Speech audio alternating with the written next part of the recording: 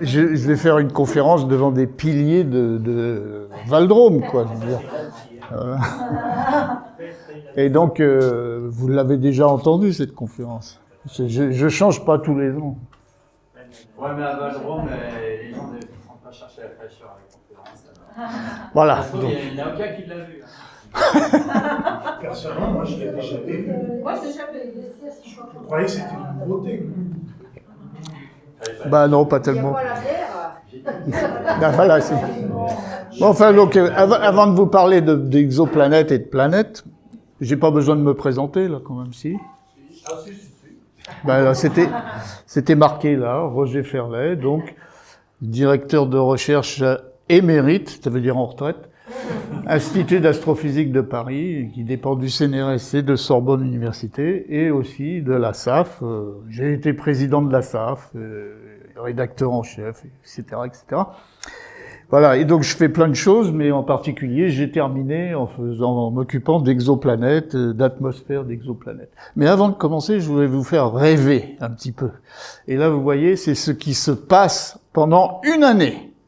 Pendant une année, la Lune s'éloigne de la Terre de 3,8 cm.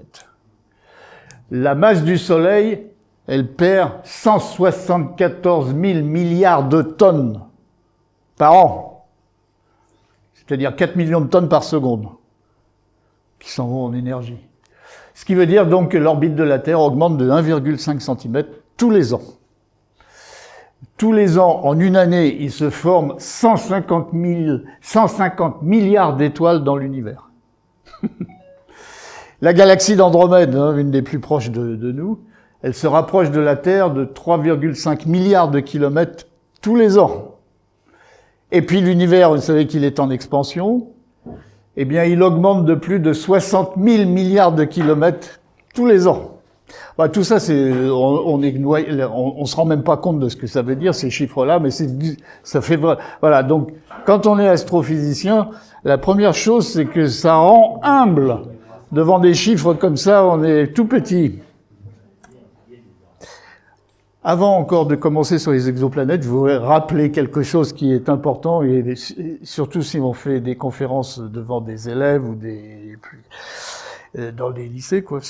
Qu'est-ce que c'est que la méthode scientifique? Grosso modo, la méthode scientifique, c'est pour l'astronomie. L'astronomie, c'est une science d'observation. Pratiquement tout ce qu'on sait sur le ciel et les objets dans le ciel, ça vient de l'observation. Bon, il y a aussi les météorites, maintenant il y a les ondes gravitationnelles, il y a les neutrinos, mais la grosse majorité, ça vient des observations. Et donc, comme toutes les sciences, ça se construit avec des faits d'observation. Et comme la technologie, elle progresse énormément et rapidement, les faits d'observation, ils sont de plus en plus nombreux et de plus en plus précis. Mais, des faits, ça ne suffit pas. Il faut aussi construire ce qu'on appelle un modèle. Une simple accumulation de faits ne suffit pas. Il faut aussi construire un modèle. C'est-à-dire qu'on fait des observations, on construit un modèle qui explique ces observations, et si ce modèle est scientifique, alors il est capable de faire des prédictions. Donc on fait des prédictions et on retourne aux observations. Contrairement d'ailleurs à ce qui s'est passé pendant des siècles, où on ne retournait pas aux observations, mais on changeait les observations pour que ça colle avec la théorie qu'on avait dans la tête. Mais bon, la méthode scientifique, c'est pas ça. D'observation, un modèle qui explique les observations, il est scientifique, donc il fait des prédictions, on retourne aux observations. Alors, on retourne aux observations, il y a deux cas. Les observations confirment le modèle, à ce moment-là, on est content, on continue. Ça ne confirme pas, on change le modèle et non pas les observations, contrairement à ce qu'on faisait avant.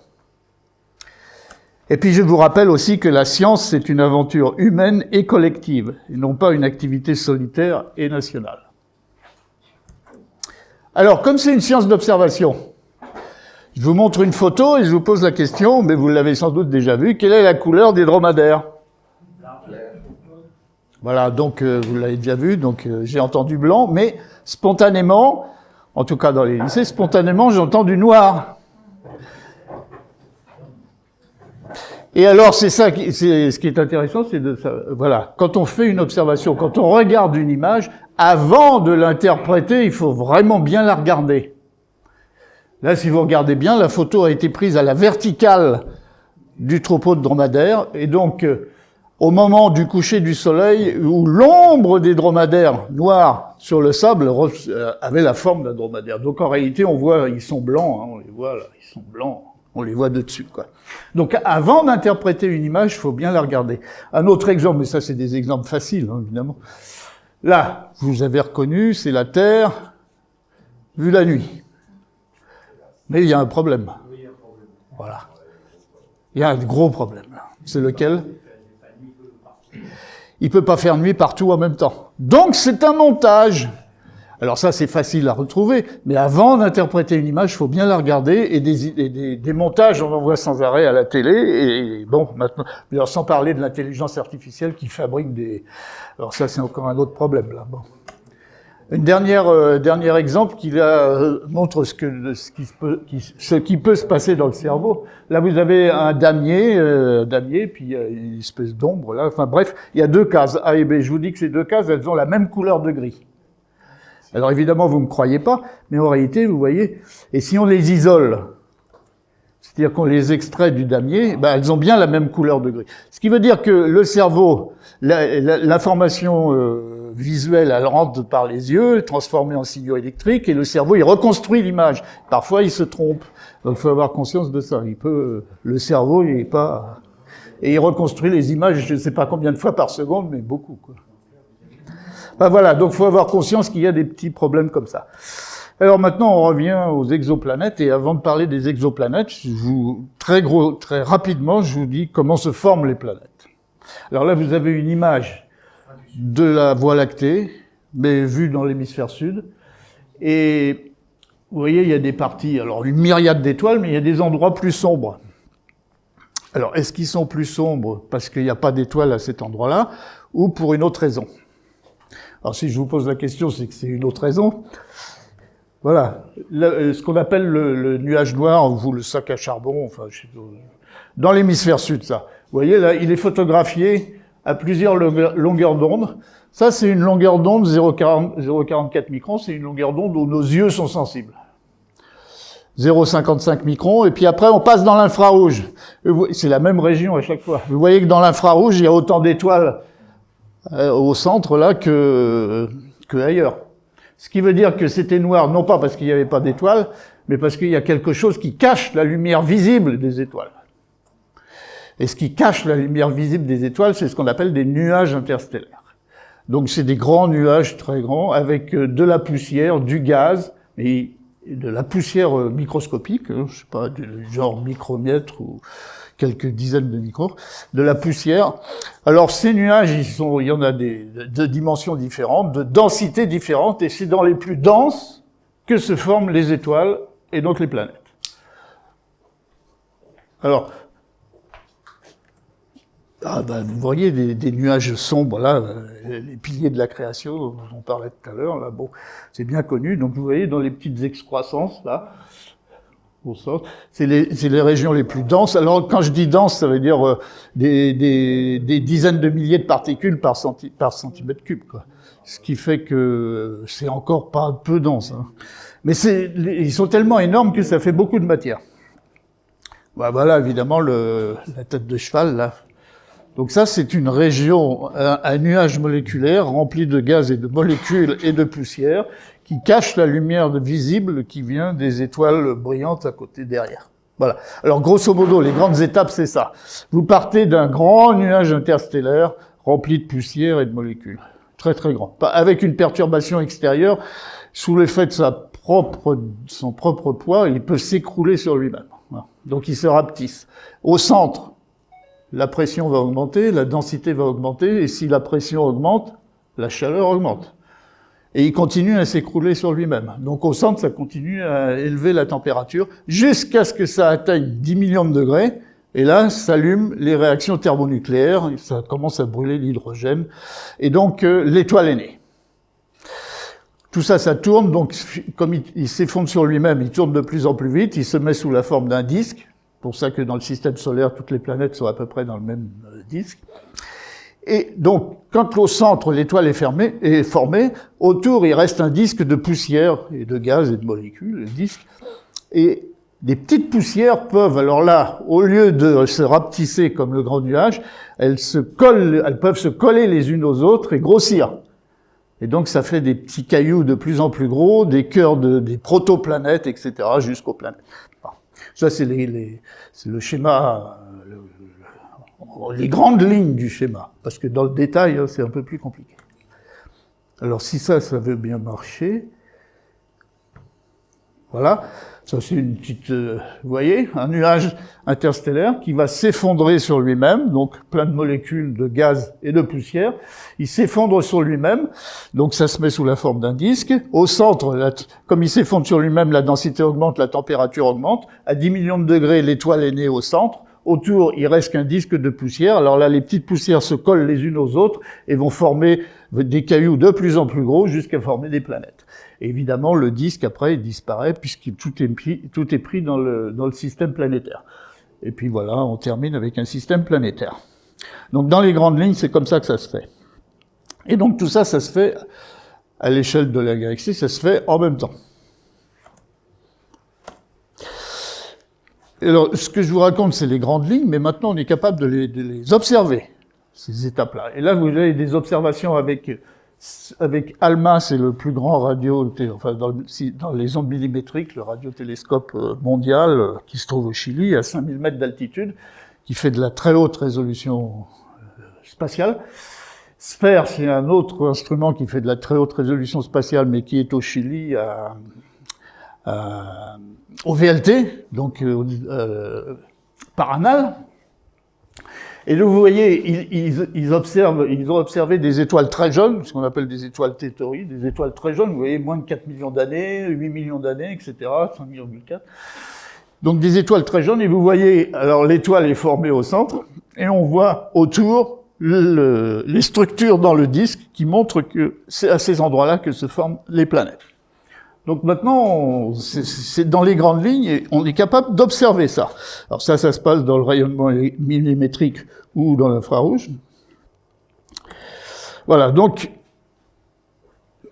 dans les grandes lignes, vous voyez comment on forme un système planétaire. On part de quelque chose de très très gros, on le rapetisse, ça fait l'étoile, et autour, il reste des petits cailloux qui grossissent, des petites poussières qui se collent les unes aux autres et qui grossissent.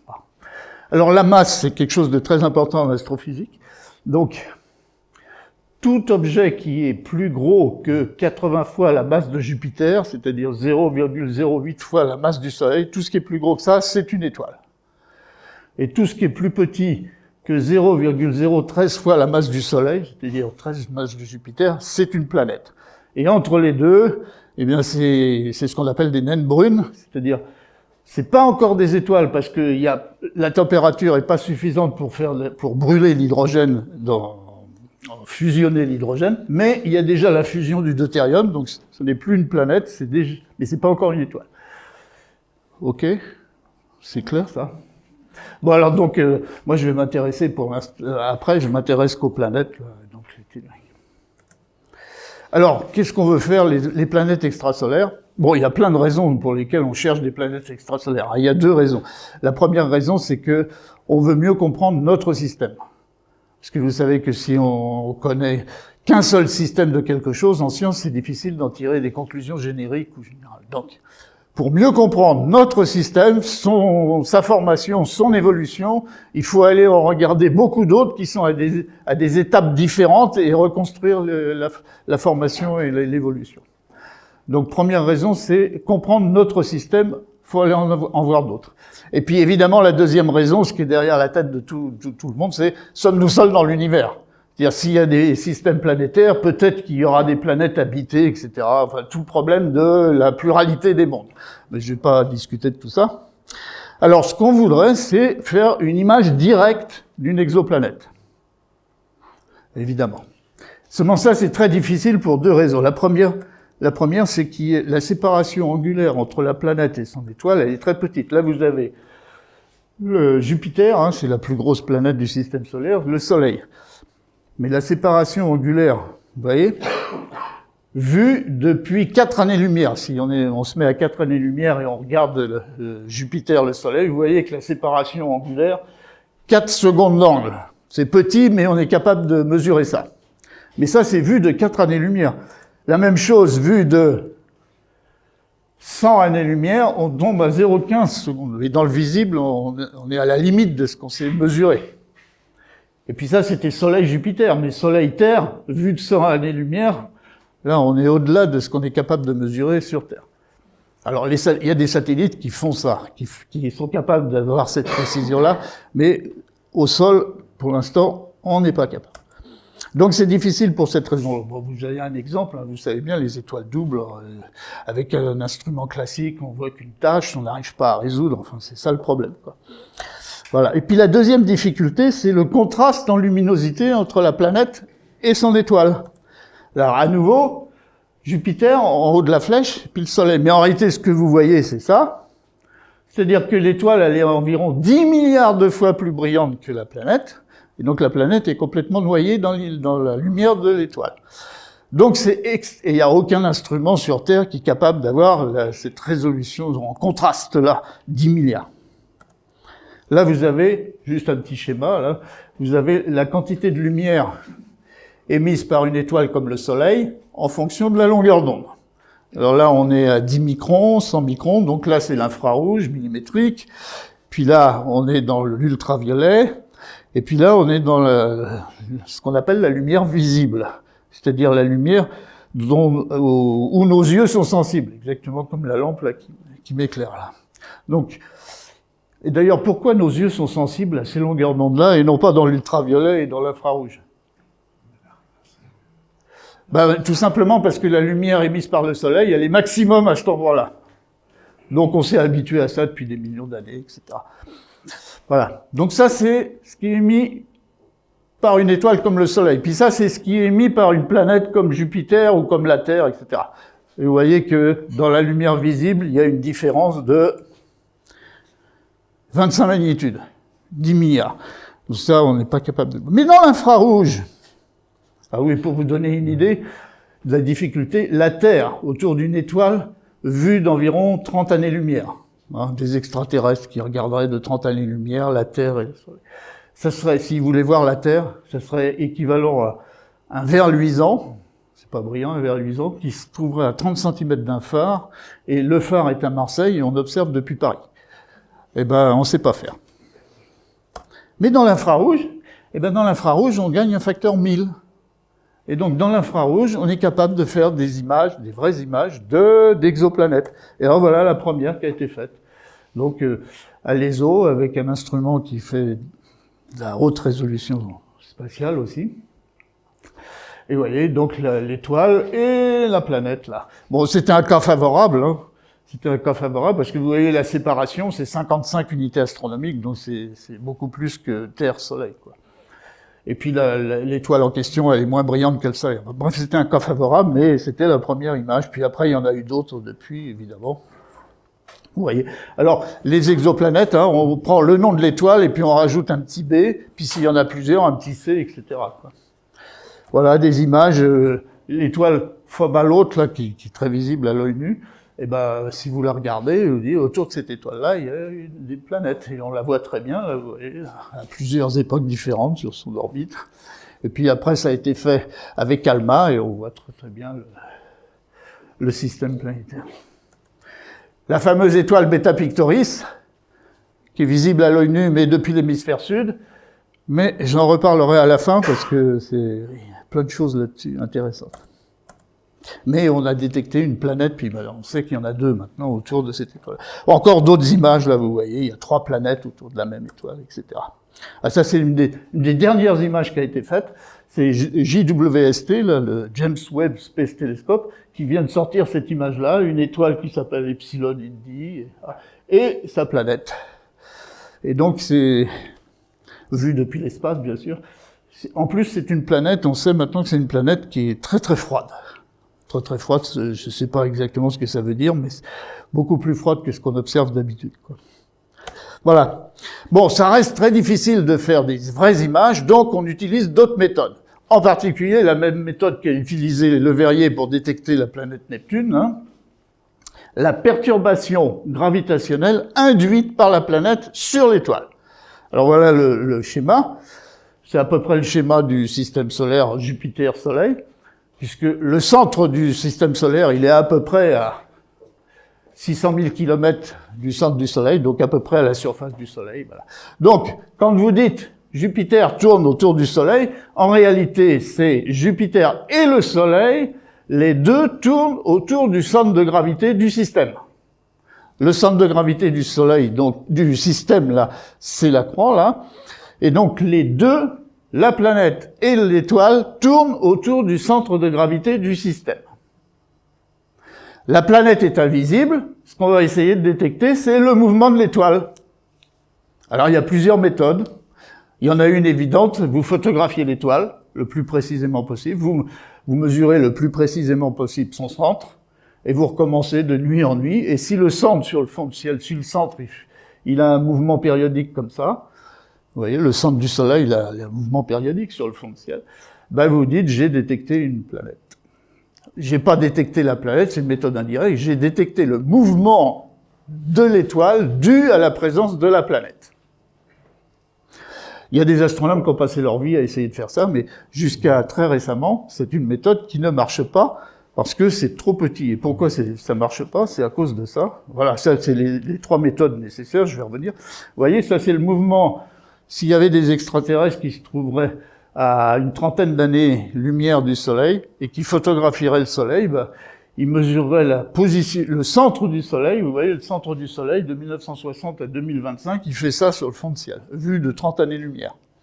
Et ça, on le connaît très bien parce qu'on connaît tout dans le système solaire. Alors évidemment, c'est un peu compliqué parce qu'il n'y a pas que Jupiter, il y a d'autres planètes. Hein. Donc ça complique les choses. Mais vous voyez, le segment ici, 0,2 millisecondes d'angle. Et ça, on ne sait pas mesurer ça, on ne sait pas avoir cette précision-là au sol. Maintenant, il y a des satellites qui sont capables maintenant d'avoir cette précision. Bon, une autre méthode, mais je passe rapidement. Imaginez que sur l'étoile, il y a un système, que l'étoile émet un signal comme un phare. Donc elle tourne, et puis à chaque fois, si on a la chance que que la Terre se trouve dans le sillage du phare, bah à chaque tour, on peut recevoir le signal du phare en question. Donc vous mesurez très précisément le temps à chaque tour, et vous pouvez en déduire s'il y a une petite variation périodique, qu'il existe une planète qui modifie le temps d'arrivée à chaque tour. Ça, c'est extrêmement minuscule, hein. Mais le temps, c'est le paramètre qu'on est capable de mesurer avec la plus grande précision, et donc cette méthode-là marche très bien. Et voilà, par exemple, un exemple, vous voyez, on a détecté 3 planètes autour de l'étoile blabla, quelque chose là. 3 planètes, dont une qui est pas beaucoup plus grosse que la Lune. Donc c'est une méthode extrêmement précise. Ça, c'est à la même échelle, c'est le système solaire. Donc c'est une méthode qui marche très bien seulement. Chaque méthode, il y a des inconvénients. L'inconvénient de celle-là, c'est que les étoiles en question qui émettent un signal comme ça s'appelle des pulsars. Des pulsars, c'est très rare. Il y en a, on en connaît peut-être 2 ou 3 000. Et puis ça n'a rien à voir avec une étoile comme le Soleil. Alors, autre méthode, c'est la vélocimétrie. Alors celle-là, elle a donné beaucoup de résultats, mais ça utilise la spectroscopie. Maintenant, c'est plus des images, plus de la photométrie, spectroscopie. Donc, vous voyez ce que c'est que la spectroscopie, hein. L'arc-en-ciel, c'est le spectre du Soleil. Alors, on va faire le spectre de l'étoile, mais de façon énormément plus précise. Alors, un petit schéma, mais c'est facile. Il y a une étoile, un observateur qui regarde l'étoile. L'étoile, elle a un certain mouvement, elle a un certain vecteur vitesse. On a appris au lycée que ce vecteur-là, on peut toujours le décomposer en 2 vecteurs, hein, un qui est sur la ligne de visée et puis un autre perpendiculaire. Et ben, ce qui est extraordinaire avec la spectroscopie, c'est que sur un spectre, on mesure directement ça. Ça, c'est directement mesurable sur un spectre. Ça s'appelle la vitesse radiale, c'est la projection du vecteur vitesse sur la ligne de visée. C'est directement mesurable sur un spectre. Et c'est pour ça que la spectroscopie, c'est d'une puissance fabuleuse pour avoir des informations sur ce qui se passe, quoi. Alors, vous faites le spectre, vous mesurez cette grandeur-là, la vitesse radiale, vous l'interprétez avec ce qu'on appelle l'effet Doppler, l'effet Doppler-Fizeau. Vous connaissez tous ça. Quand vous êtes sur le bord de la route, qu'il y a une sirène qui se rapproche de vous, ou aux 24 heures du Mans, quand il y a une voiture de course, on entend c'est-à-dire quand le signal se rapproche de vous, vous l'entendez plus aigu, et quand il s'éloigne de vous, vous l'entendez plus grave, alors que c'est toujours le même. Ça s'appelle l'effet Doppler-Fizeau. Il y a la même, comme c'est une onde, il y a la même chose pour la lumière. Et donc on interprète la mesure de ça, on l'interprète avec cet effet Doppler-Fizeau, et on en déduit ce qu'on appelle la courbe de variation de la vitesse radiale en fonction du temps. C'est-à-dire ça. Alors voilà. Donc là, il y a énormément d'astronomes dans le monde. Maintenant, c'est un sujet chaud, ça. Et il y en a beaucoup qui passent leur vie à faire des spectres d'étoiles pour essayer de détecter des planètes. Donc, je fais le spectre d'une étoile. Je ne sais pas, la planète est invisible. Mais s'il y a une planète, alors l'étoile, elle a un petit mouvement périodique autour du centre de gravité du système. La planète est invisible. Je fais le spectre de l'étoile quand elle se rapproche de moi, sur son orbite, là. Quand elle se rapproche de moi, effet Doppler, je vais avoir des longueurs d'onde plus petites, vers le bleu. Le même spectre, mais quand l'étoile s'éloigne de moi, je vais avoir effet Doppler vers le rouge, c'est-à-dire des longueurs d'onde plus grandes. Si je suis capable de mesurer ça avec mon spectrographe, ben je peux détecter la présence d'une planète. Je bois un petit coup. Voilà, c'était pour ça.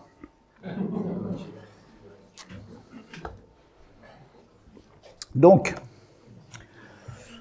l'observateur, il regarde le système. La planète est invisible, mais parce qu'elle est là, l'étoile a un petit mouvement autour du centre de gravité. Donc il fait le spectre de l'étoile. Voilà, l'arc-en-ciel, quoi. Dans le spectre de l'étoile, vous avez ce qu'on appelle des raies d'absorption, c'est-à-dire des raies noires qui sont créées par des atomes qui sont à la surface de l'étoile. Les mêmes atomes, dans un laboratoire sur Terre, fabriquent les mêmes raies, mais au repos. C'est des raies bleues. Donc vous faites plein de spectres. À chaque fois, vous mesurez les longueurs d'onde des raies noires.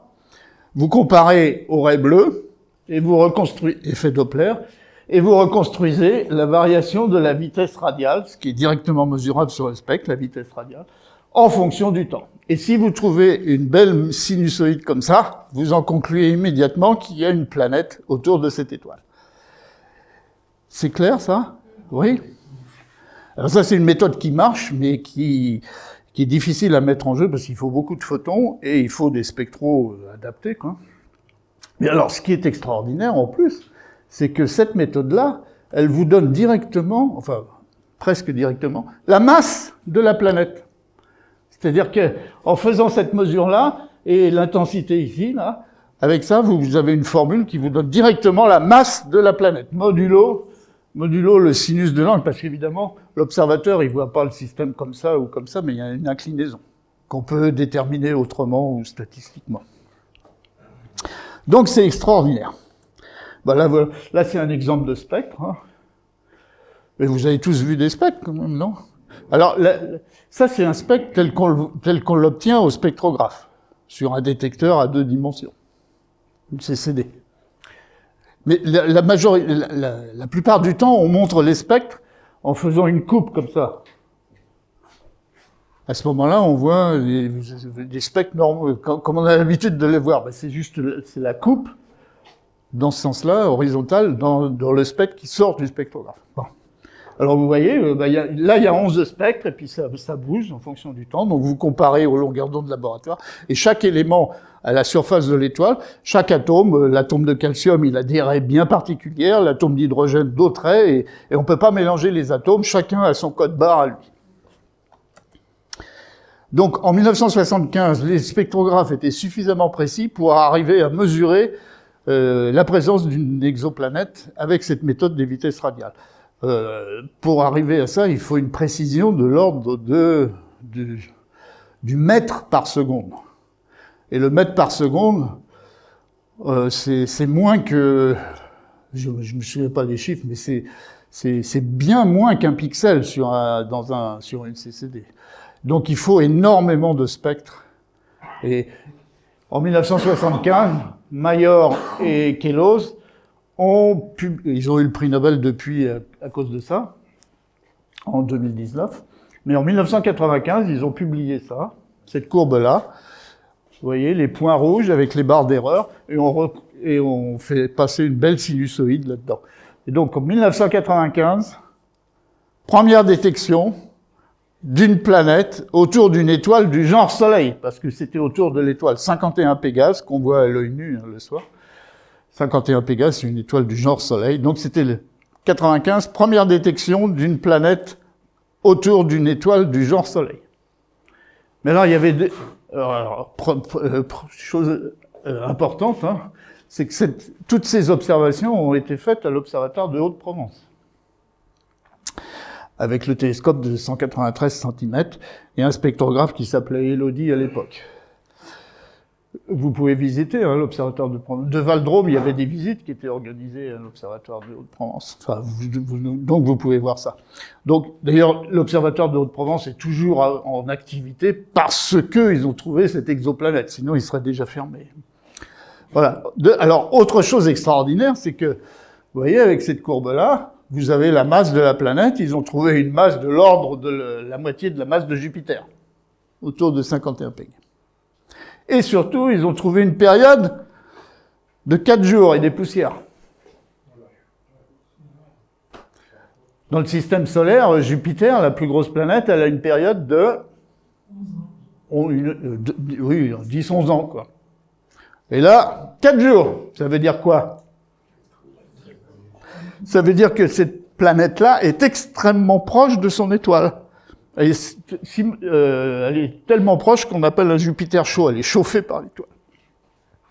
Mais, alors je me rappelle, ils ont publié ça dans la revue Nature en octobre ou novembre 1995. Mais en juillet 1995, à l'Observatoire de Haute-Provence, il y avait un colloque consacré à ces sujets-là, et Mayor était là, et il n'a pas annoncé sa découverte. Il n'a pas montré ça. Parce que c'était trop extraordinaire d'avoir une période de 4 jours.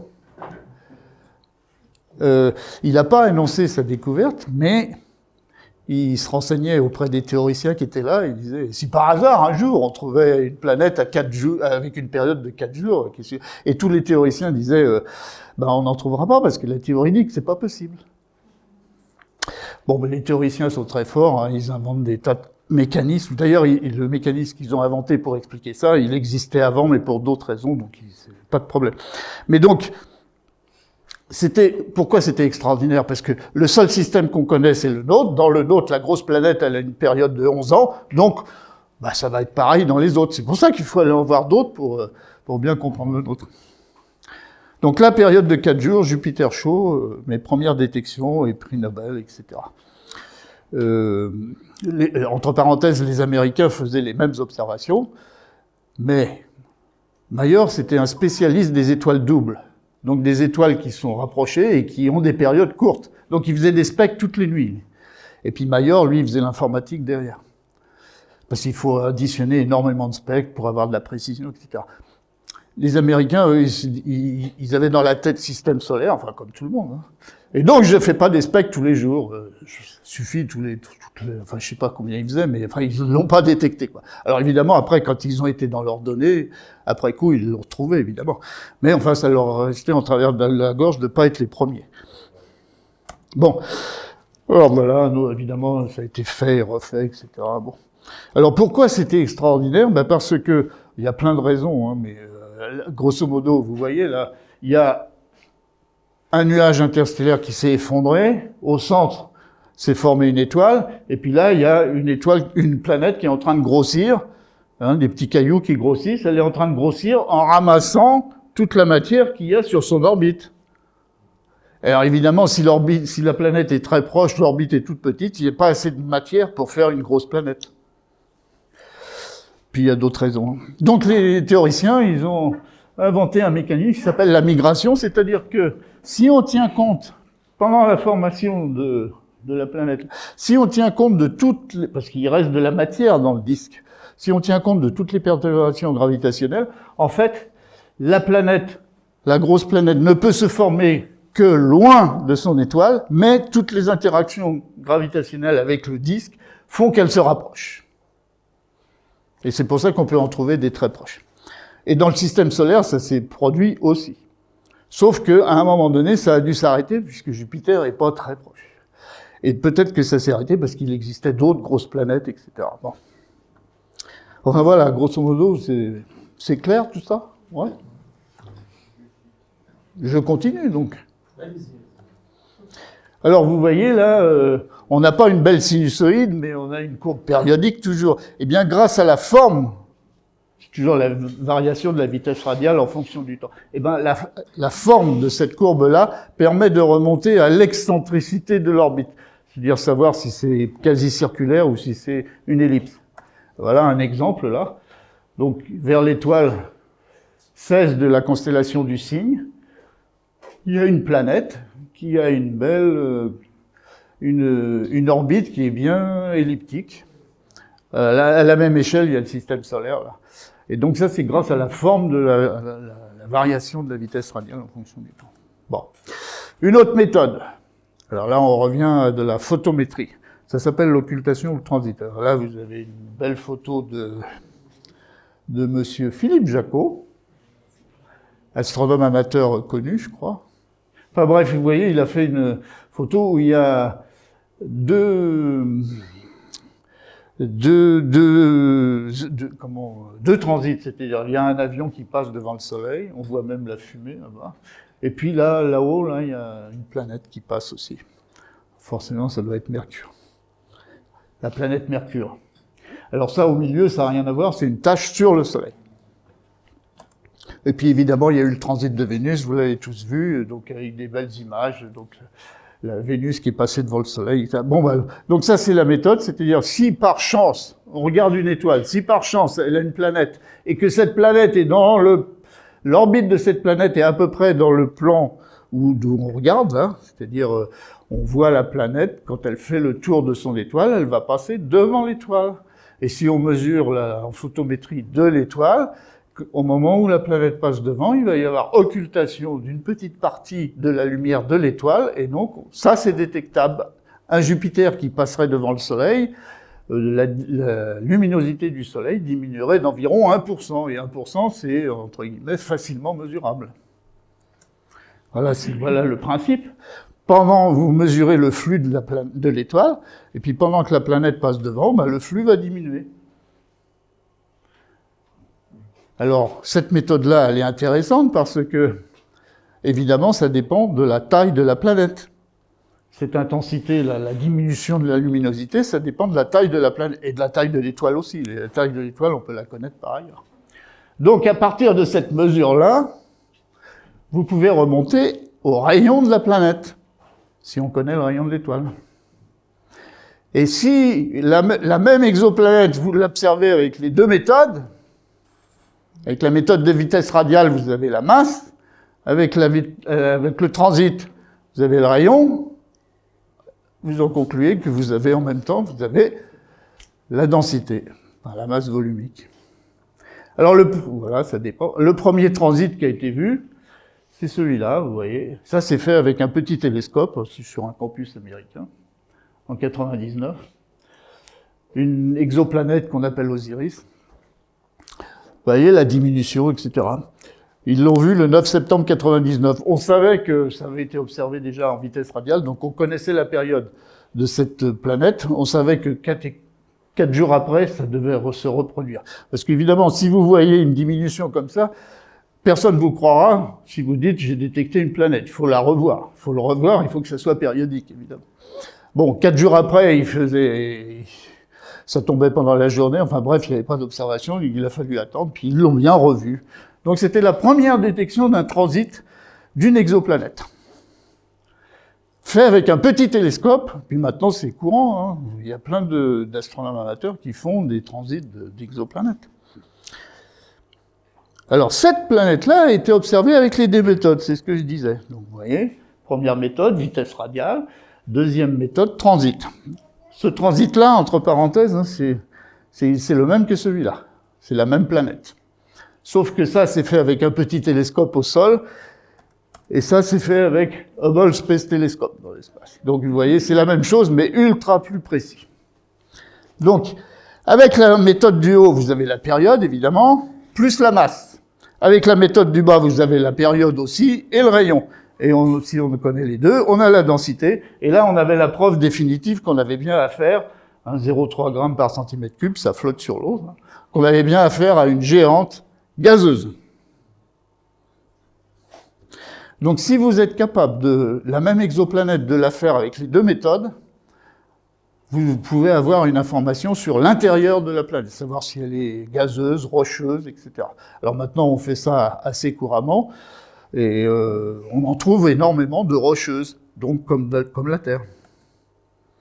Bon, là, donc la diminution, c'était 1,6% d'absorption. Vous allez voir que ça a une importance. Une autre méthode, je ne sais pas si vous en avez pas marre, je continue. Une autre méthode qui s'appelle micro-lentille gravitationnelle. Alors là, le principe est complètement différent. C'est toujours de la photométrie, mais un principe complètement différent.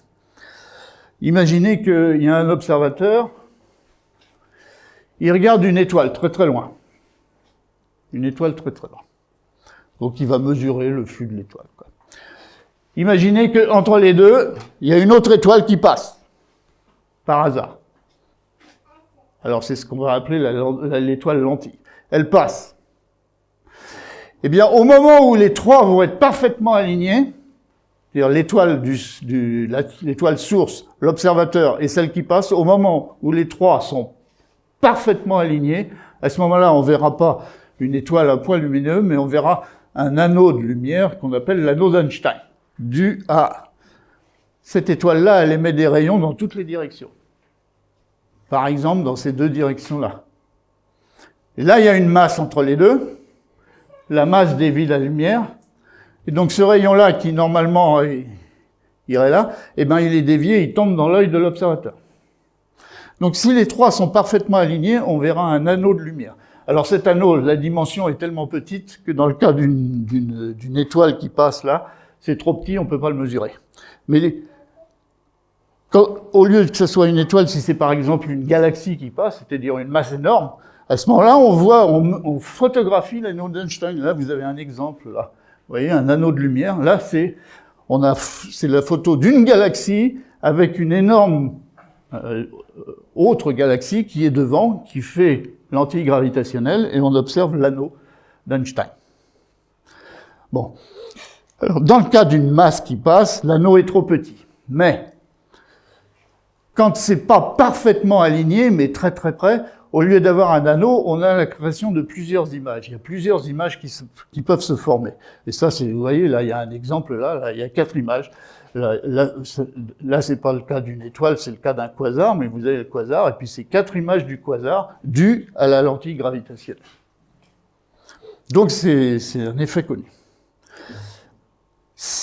Alors, comme vous avez la création de plusieurs images, ben donc il y a plus de lumière, puisqu'il y a plusieurs fois l'image de l'étoile en question que vous regardez. Il y a donc plus de lumière, et ça, c'est mesurable. Alors, si en plus, c'est mesurable, voilà ce que ça fait, la courbe rouge, là. Ça, c'est la courbe rouge, c'est comme cette étoile-là passe là devant par hasard, et à un moment donné, elle est presque alignée, donc il y a augmentation de la luminosité, puis ça redescend après quand elle est passée. Alors, quand c'est une masse, à peu près une masse solaire qui passe comme ça, sur une étoile très lointaine, eh ben, l'augmentation, elle peut être grande, mais enfin, ça dépend de si c'est pratiquement aligné ou pas, quoi. Mais ça dure, ça peut durer des semaines, des mois, l'augmentation, le passage. Mais alors, si autour de l'étoile qui passe, il y a une planète, eh bien, dans certaines configurations géométriques, c'est la planète elle-même qui va dévier les rayons de la lumière. Et donc, superposé à l'augmentation de luminosité due au passage de l'étoile, il va y avoir des petits pics supplémentaires qui sont dus à la planète elle-même. Alors après, il faut modéliser tout ça. Alors ça devient extrêmement compliqué parce que ça, c'est de la relativité générale. Donc vous modélisez tout ça avec la relativité générale. Ça, c'est très compliqué, mais maintenant on sait faire. Et vous en déduisez des informations sur la planète. Et puis alors je vous fais remarquer que c'est une méthode extrêmement puissante, parce que toute l'information que vous avez vient des photons de cette étoile-là. C'est-à-dire que tout ce que vous obtenez comme information, c'est sans aucun photon du système que vous regardez. et vous obtenez des informations sans photons de ce système-là, enfin, c'est puissant comme méthode. D'ailleurs, maintenant, elle sert à beaucoup d'autres choses que des planètes, quoi. Bon, c'est un peu plus compliqué ça, mais vous voyez, ça, c'est de la photométrie, il faut faire la nuit. Alors, gros problème, évidemment, si vous regardez une étoile dans le ciel au hasard, la chance pour qu'il y en ait une qui passe sur la ligne de visée, elle est minuscule. C'est de l'ordre de 1 sur 10 millions, des choses comme ça. Donc, si vous regardez une étoile au hasard, il n'y a aucune chance que ça arrive. Donc, le problème, c'est qu'il ne faut pas en regarder une, mais il faut en regarder des milliers et des milliers, le plus possible, pour compenser le fait que c'est 1 sur 10 millions, quoi. Donc, c'était ça le challenge de cette méthode, c'était de regarder, parce que le petit pic supplémentaire, lui, il dure pas des mois et des semaines, il dure 10 minutes, un quart d'heure. Parce que la masse est toute petite de la planète. Enfin, ça dure quelques dizaines de minutes, quoi.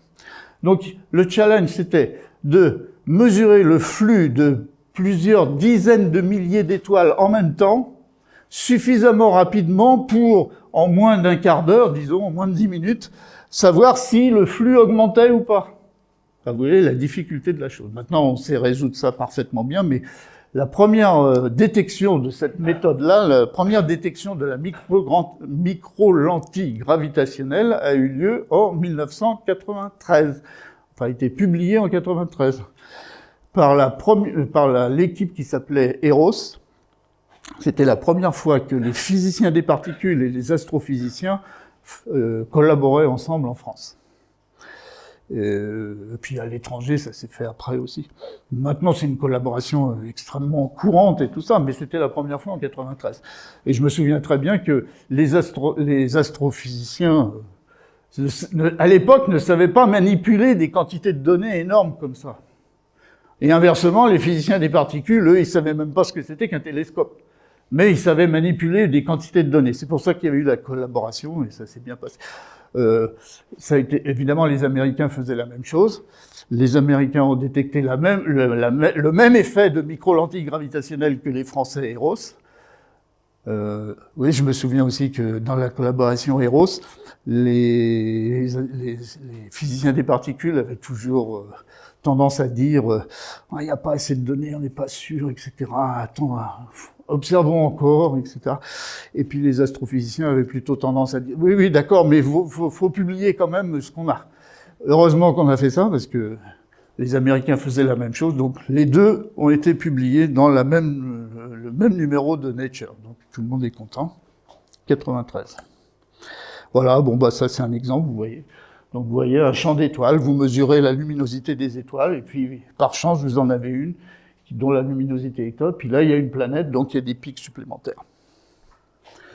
Bon, c'est assez clair tout ça? Ben alors voilà le résultat, c'est qu'aujourd'hui on connaît plus de 7000 planètes qui tournent autour d'autres étoiles que le Soleil. Alors là vous avez les différentes méthodes. Alors les vitesses radiales, ça a commencé au début, mais maintenant, évidemment, c'est les transits qui ont le plus de résultats, puisqu'il y a des satellites qui font ça en permanence. Plus au sol, maintenant, il y a beaucoup d'équipes au sol. Et puis les micro-lentilles, c'est encore petit. L'imagerie directe, maintenant, il y a plus de 800 planètes qui ont été imagées directement. Et puis d'autres méthodes, chronométrage, etc. Enfin voilà, c'est plus de 7000 planètes, dans près de 5000 systèmes planétaires, donc il y a plus de 1000 systèmes multiples. Alors, toutes les méthodes ont besoin de beaucoup de photons, donc sauf micro-lentilles, mais toutes les méthodes sont pour des étoiles qui sont proches de nous, parce qu'il faut beaucoup de photons, donc des étoiles relativement brillantes. Donc disons 1000, 2000, 3000 années-lumière. Sauf les micro-lentilles qui, elles, c'est une méthode qui ne marche que pour des étoiles très très très loin. Donc si vous extrapolez ces résultats-là, si vous extrapolez ça à la galaxie entière, on s'aperçoit qu'il y a au moins une planète autour de toutes les étoiles de la Voie lactée. C'est-à-dire qu'il y a en 1600, Giordano Bruno, un théologien, avait dit pluralité des mondes, c'est-à-dire autour des étoiles qu'on voit dans le ciel, il y a des systèmes planétaires. Et ça plaisait pas aux radicaux de l'époque, aux intégristes de l'époque, donc il a été brûlé. Mais il avait raison. 400 ans après, on a dit, voilà, il avait raison. Donc, il existe des planètes partout autour de toutes les étoiles, pratiquement toutes les étoiles. Peut-être pas autour des étoiles les plus grosses, parce que elles vivent tellement peu longtemps que les planètes n'ont pas eu le temps de se former, mais elles sont très peu nombreuses. Donc, pratiquement autour de toutes les étoiles de la Voie lactée, et probablement dans les autres galaxies aussi, il y a des planètes. Et maintenant, statistiquement, on pense savoir qu'il y en a au moins 30%, de l'ordre de 30% qui sont de la taille de la Terre. Et on sait aussi maintenant, il y en a de plus en plus, on en trouve beaucoup des petites, et on en trouve beaucoup qui sont rocheuses, c'est-à-dire comme la Terre. Donc ça progresse tout ça, on n'en est pas encore à dire il existe de la vie extraterrestre, mais on sait où ça pourrait être, etc. etc. Bon. Ah ben voilà, le nombre de planètes autour des étoiles, vous voyez. Alors l'immense majorité, c'est une planète, mais on a trouvé un système avec 8 planètes, avec 7 planètes, etc. Le système solaire, c'est 8. Hein. Bon, voilà. Donc, on progresse. Ça, c'est les vitesses, pas les vitesses radiales, mais la distance étoile-planète. Alors maintenant, on peut pas mettre sur le schéma les 7000 qu'on connaît, hein. Mais au début, on observait celle-là, c'est-à-dire celles qui sont proches de leur étoile. Pourquoi? Parce que c'est plus facile. Elles sont plus grosses et elles sont plus proches, donc on les détectait. Maintenant, avec la technique qui est de plus en plus précise, on en trouve des loin, enfin, comme dans le système solaire, quoi. Donc, de ce point de vue-là, le système solaire est pas spécial. Alors qu'au début, on pensait, tiens, le système solaire, il est bizarre, il est pas comme le reste. Maintenant, on trouve de tout. La Terre est là, Jupiter est là, etc. Alors voilà comment ça se distribue. Si vous faites un graphe là où vous mettez la distance étoile-planète, ou demi-grand axe de l'orbite, et la masse en ordonnée, vous voyez, ça se place comme ça. Alors ce qu'on cherche à faire, c'est détecter évidemment ici des terres, et maintenant on commence à y arriver, quoi. Voilà, bon. Les géantes gazeuses, les Jupiter chauds, etc., Neptune chaud, bon. Voilà. Alors, le transit, je vous ai parlé du transit, quand la planète, vue de la Terre, on a la chance d'être dans le plan de l'orbite, donc elle passe devant son étoile. Mais si elle passe devant, à un moment donné, elle passe derrière. Alors vous faites la photométrie, vous mesurez le nombre de photons dans l'infrarouge. Vous mesurez le nombre de photons qui vient du système, quand la planète est à côté, quand la planète est derrière ou devant, etc. Puis après, vous faites des soustractions, et vous obtenez les photons infrarouges de la planète elle-même. Et grâce à ces photons infrarouges de la planète elle-même, vous pouvez remonter à la température de la planète, de la surface de la planète. Alors, on suppose qu'il n'y a pas d'atmosphère, hein. S'il y a une atmosphère, ça peut changer tout. Donc ça, quand c'est faisable, c'est difficile à observer, mais quand on arrive à l'observer dans l'infrarouge, donc, eh bien, on peut remonter. Alors voilà 2 exemples là, de transit secondaire fait avec le satellite Spitzer dans l'infrarouge. Et là, dans ces 2 cas-là, on trouve des températures de l'ordre de 800-900 degrés. Donc là, pour la vie, c'est pas possible. Mais bon, on fait. Alors, s'il y a une atmosphère, ça complique les choses, mais eh bien, voilà ce qui se passe. Quand la planète passe devant son étoile, vous faites le spectre. Donc, vous faites de la spectroscopie pendant le transit.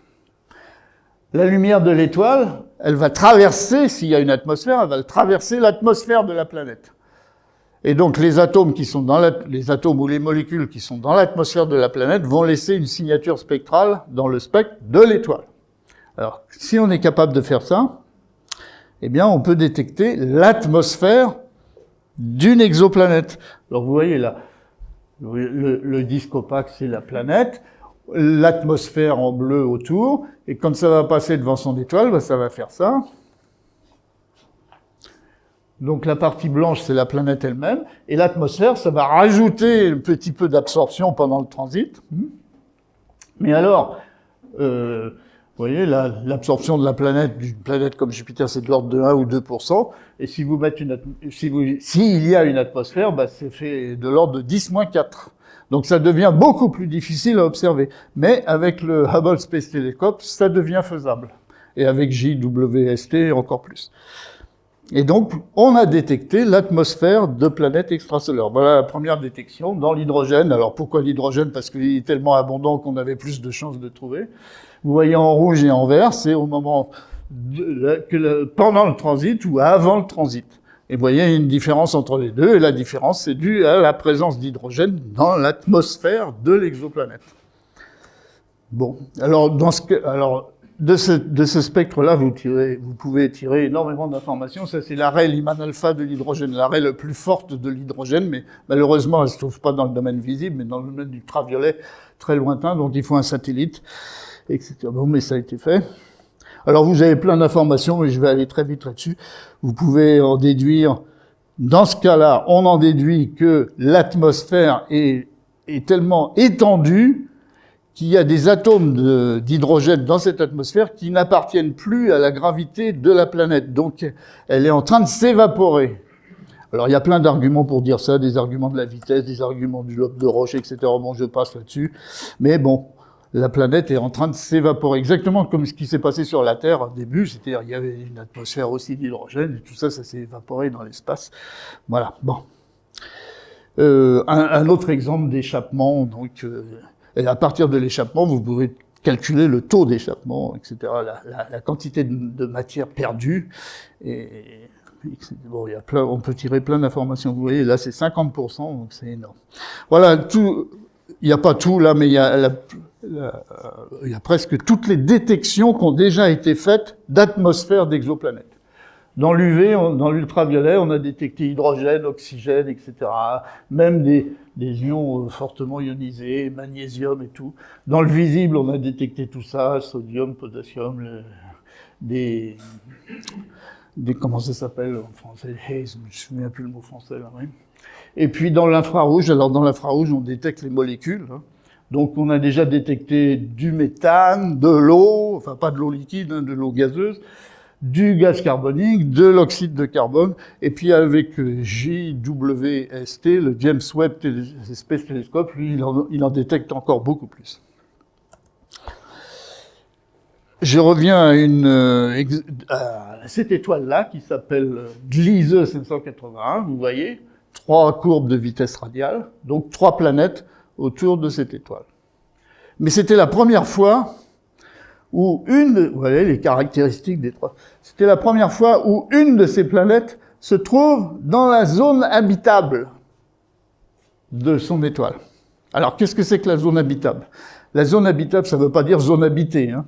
Ça veut dire la zone, ça veut dire si il y a de l'eau sur cette planète. Cette planète est dans la zone habitable, alors l'eau pourrait être liquide. Parce que c'est pas trop loin, c'est pas glacé, c'est pas trop près, c'est pas gazeux. Donc, s'il y a de l'eau sur cette planète, et si cette planète est dans la zone habitable, alors l'eau pourrait être liquide. Et donc, les exobiologistes, ils vous disent, pour la vie telle qu'on la connaît sur Terre, elle ne peut pas s'envisager sans eau liquide. Donc, c'est pour ça qu'on parle toujours des planètes habitables, etc. Et voilà la zone habitable on peut calculer la zone habitable pour toutes sortes d'étoiles, hein. Par exemple, le Soleil, là, la zone habitable, évidemment, la Terre est dedans, probablement Mars aussi. Alors, la limite exacte des zones habitables, ça, c'est compliqué, parce que ça dépend des atmosphères, etc. Bon. Donc, on peut le calculer pour n'importe quel type d'étoile, voilà. Et puis, alors, un des derniers résultats, c'est que autour de l'étoile la plus proche de nous, Alpha Centauri C, eh bien, il y a une planète. Et on sait maintenant que c'est une planète terrestre, enfin une planète de densité terrestre, de l'ordre de, je ne sais plus le chiffre, hein, enfin, à peu près une masse terrestre, avec à 0,048 unités astronomiques, donc une période de 11 jours, enfin, voilà.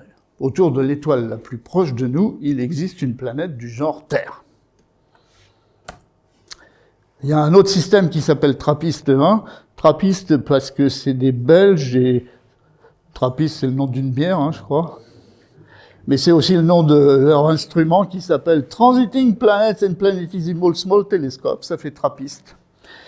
Et puis une étoile, TRAPPIST 1, et autour de cette étoile, il y a 7 planètes, hein, ce que je vous disais tout à l'heure. Alors, comme c'est une étoile qui est beaucoup plus petite que le Soleil, donc toutes ces planètes sont très très proches du système, voilà, à la même échelle, le système solaire. Là, bon. Et dans ces planètes-là, dans les 7, il y en a 3 qui sont dans la zone habitable de leur étoile. Oui. Bon, des planètes dans la zone habitable, maintenant on en connaît, voilà, au moins 30% des étoiles M auraient une planète dans leur zone habitable.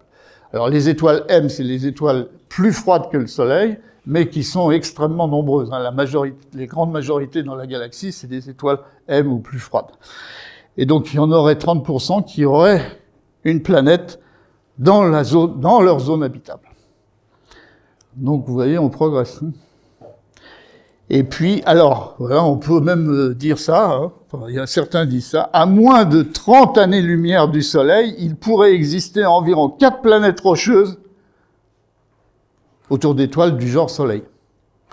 Donc, situées dans leur zone habitable. Donc, ouais, on n'en est pas encore à dire, tout ça c'est habité, mais ça progresse. Voilà, le JWST, un des spectres du James Webb Space Telescope, fait dans l'infrarouge, bien sûr. Mais vous voyez, là, ça c'est des longueurs d'onde en microns. Vous voyez tout ce qui détecte méthane, CO2, CH4, puis d'autres molécules, là, d'autres diméthylsulfide, enfin plein de choses. Bon, tout ça c'est en cours d'analyse, mais bon, c'est détecté. Hein. Voilà. Puis la dernière chose, c'est ça. Non, c'est pas la dernière chose, sauf si vous êtes fatigué. C'est le jour où on sera capable de faire le spectre de la planète elle-même. Parce que là, tous les spectres dont je vous ai parlé, c'est le spectre de l'étoile. Le jour où on sera capable de faire le spectre de la planète elle-même. Alors là, vous avez reconnu, hein, Vénus, la Terre et Jupiter. Mars.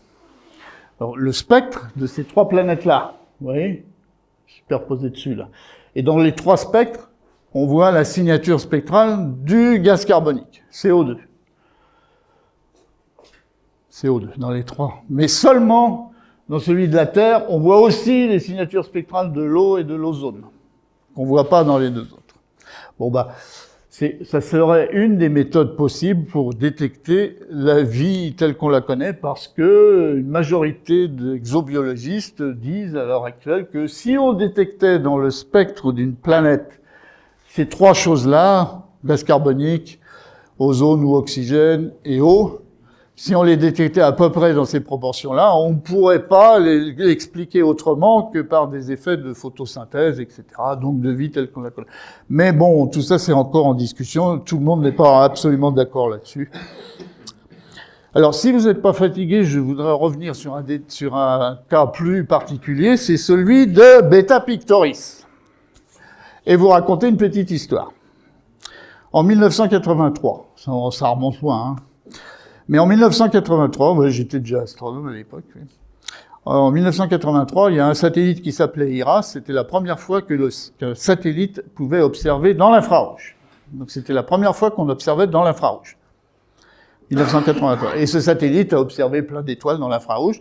Et pour certaines étoiles, il s'est aperçu que certaines étoiles émettaient plus de rayonnement infrarouge que ce qui était prévu par la théorie. Pour chaque étoile, on sait très bien, je vous ai montré le cas du Soleil tout à l'heure, on sait très bien la courbe d'émission de chaque étoile en fonction de sa température, etc. C'est bien connu. Donc on sait combien telle étoile doit émettre de photons infrarouges. Or, IRAS a observé plein d'étoiles et il y en avait un certain nombre qui émettaient beaucoup plus de photons infrarouges que prévu.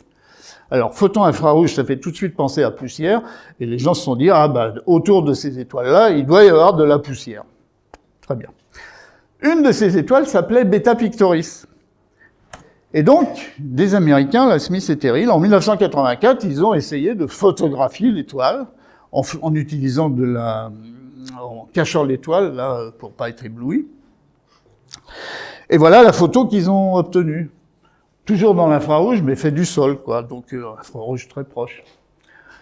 Et par chance extraordinaire, eh bien, la poussière, vous voyez, l'étoile est là, et puis là, c'est brillant, ça veut dire qu'il y a beaucoup d'émissions d'infrarouge. Et par chance extraordinaire, on voit, il y a quelque chose par la tranche. Et donc, ça fait immédiatement penser à un système planétaire en formation, parce qu'on sait que c'est une étoile très jeune. Très jeune, ça veut dire une vingtaine de millions d'années, Beta Pictoris.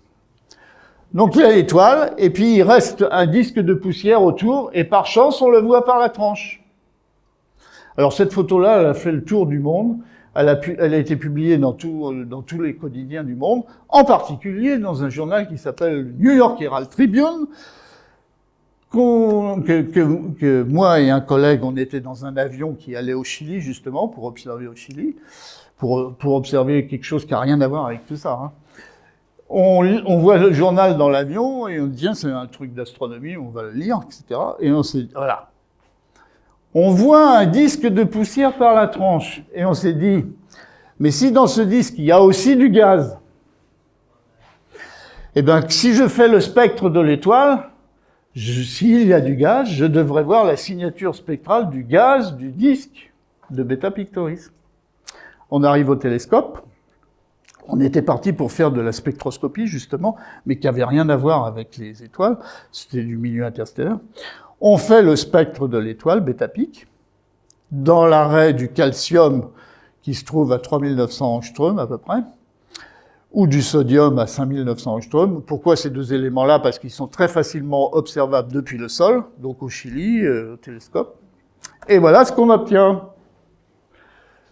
Là, c'est l'absorption due au calcium dans l'atmosphère de l'étoile, Beta Pictoris, et au centre, une absorption supplémentaire due au disque gazeux de Beta Pictoris. Donc on a détecté le disque, le gaz dans le disque de Beta Pic. Bon, très bien. Entre parenthèses, maintenant ça serait plus possible, ça, comme ça, parce que on avait le temps qu'on avait pour observer, c'était pas pour observer ça, c'était pour faire autre chose. Donc normalement, on n'a pas le droit de faire autre chose, on a du temps pour faire tel truc. Mais à cette époque-là, on pouvait, surtout que moi j'étais là-bas à l'ESO, donc voilà, c'était facile, quoi. Donc on pouvait faire ça. Maintenant, on pourrait plus le faire. Bon, ça veut pas dire que ça aurait pas été détecté, mais ça aurait pris plus de temps. Voilà, bref, on observe ça, et on continue à l'observer, on fait plein de spectres, comme ça, par plaisir presque. Mais on s'aperçoit que cette absorption centrale, elle varie dans le temps. Et vous voyez, ça varie là, alors là, c'est du 20 octobre au 13 novembre, au 6 octobre, l'année d'après, etc. Enfin, là, c'est des longues choses. Mais on s'est aperçu qu'au cours d'une nuit, ça pouvait varier un petit peu. Et ça, c'est extraordinaire de voir des variations dans un spectre. Parce que quand on fait des spectres d'étoiles, ça varie pas. Il n'y a rien qui varie dans le ciel, à ces échelles-là. Hein. Donc c'était tout à fait étonnant. Donc vous voyez, on fait des observations étonnantes et on ne sait pas les expliquer. Il faut faire une hypothèse. Essayer de construire un modèle qui explique ça. Alors l'hypothèse qu'on fait en 1980, vous voyez toutes les variations, donc ça date de 1987, là. L'hypothèse qu'on fait, c'est, eh bien, ces variations sont dues à des objets qui tombent sur l'étoile, et en tombant, donc en se rapprochant de l'étoile et en tombant sur l'étoile, se vaporisent et donnent ces signatures de variation. Alors, imaginez qu'en 1987, faire cette hypothèse-là, c'était extravagant. C'est-à-dire que tous les autres astronomes venaient nous voir, enfin en particulier, je me rappelle Braic, il venait me voir et il me disait « Non, mais bon, c'est gentil là, mais il faut quand même pas raconter n'importe quoi. » Bon. Maintenant, tout le monde est absolument d'accord, il n'y a pas de problème, c'est bien des objets qui tombent. Maintenant, on sait que c'est des exocomètes, c'est des comètes autour de Beta Pic qui tombent sur l'étoile, comme on en voit tomber sur le Soleil, hein, des comètes qui tombent sur le Soleil, ça a été photographié. Voilà. Donc on fait l'hypothèse que c'est dû à des objets qui tombent, et on essaye de vérifier cette hypothèse en faisant des simulations numériques, des variations. Là. Vous voyez, puis ça varie beaucoup, hein, ça peut varier loin en vitesse. Ça peut être des variations courtes, là, en petite vitesse, en grande vitesse, etc., etc. Donc, on fait cette hypothèse-là, et puis alors, ça a été observé aussi dans l'ultraviolet, dans d'autres atomes, éléments chimiques, etc. Donc, on fait des simulations numériques de falling evaporating body, c'est-à-dire de corps qui s'évaporent en tombant sur l'étoile. Bon, je ne vais pas rentrer dans tous les détails, mais on fait des simulations numériques et on arrive à reproduire les observations. On arrive à reproduire dans le calcium les observations.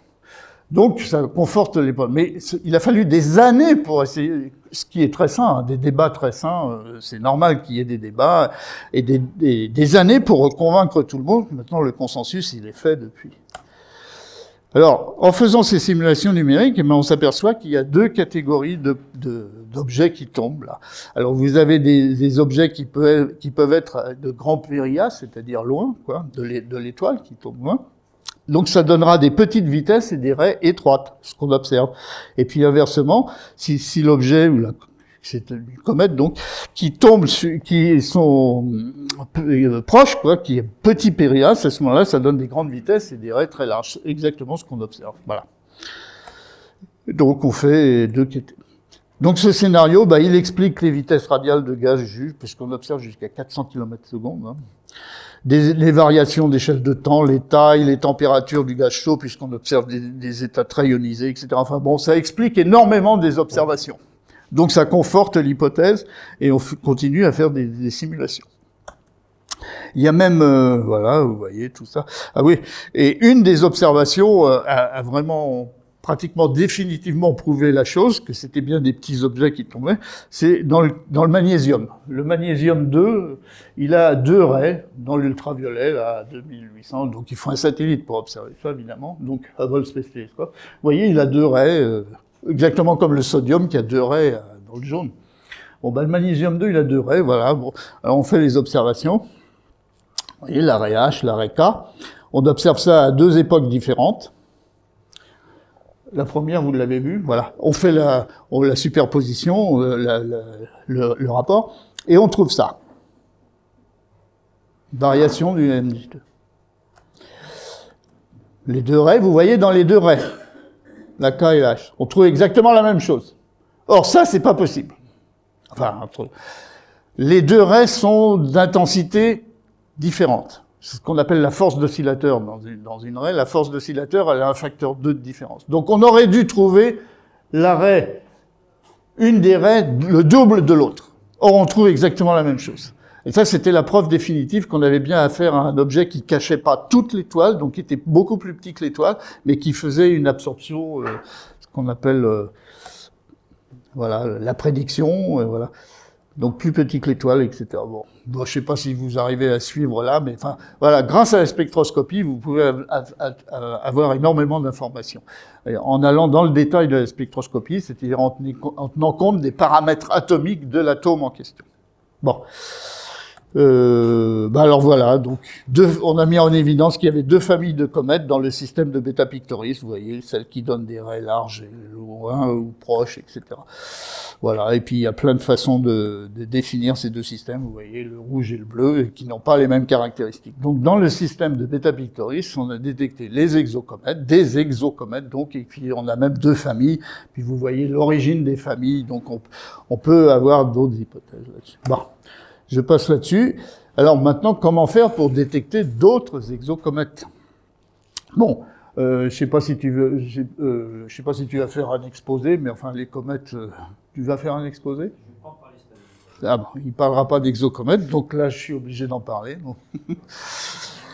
Une comète, c'est un petit corps avec une signature d'évaporation, hein, la sublimation de volatiles sur un corps en orbite excentrique, donc il se rapproche à un moment donné de son étoile. Donc des petits corps extrasolaires peuvent être détectés quand ils deviennent des comètes, c'est-à-dire quand ils se rapprochent et qu'ils se subliment. Donc, comme dans les comètes du système solaire, la coma, la queue cométaire, on peut la détecter grâce au transit.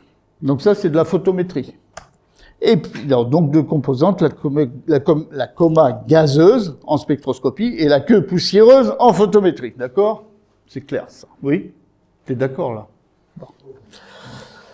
La coma gazeuse, spectroscopie, et la queue poussiéreuse, photométrie. Alors voilà, dans le cas de l'étoile 49 Ceti, des observations en spectroscopie, avec les variations, vous voyez, en rouge et enfin, les variations comme je vous ai montré dans Betapic, dans l'atome de carbone, là. On mesure les vitesses, on trouve d'ailleurs qu'il y a des surabondances de carbone. Non, un autre exemple dans l'étoile HD, blabla, vous voyez les variations, spectroscopie, donc dans le calcium, etc. Bon, tout ça c'est mesuré. Coma gazeuse. Maintenant la queue poussiéreuse. Alors là, c'est la photométrie. Voilà un modèle. On fait un modèle une simulation d'une comète avec sa queue de poussière qui passerait devant l'étoile. Voilà la signature qu'on devrait avoir, c'est-à-dire le flux de l'étoile devrait changer quand la queue de poussière passe devant. Et ça doit donner cette signature-là, là, en supposant un taux d'évaporation là, de 10 puissance kilos par seconde, enfin, et puis une distance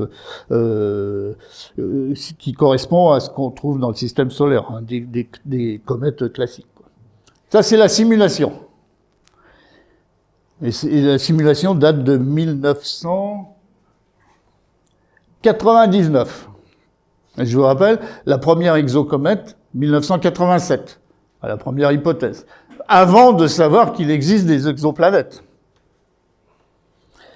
1999, prédiction pour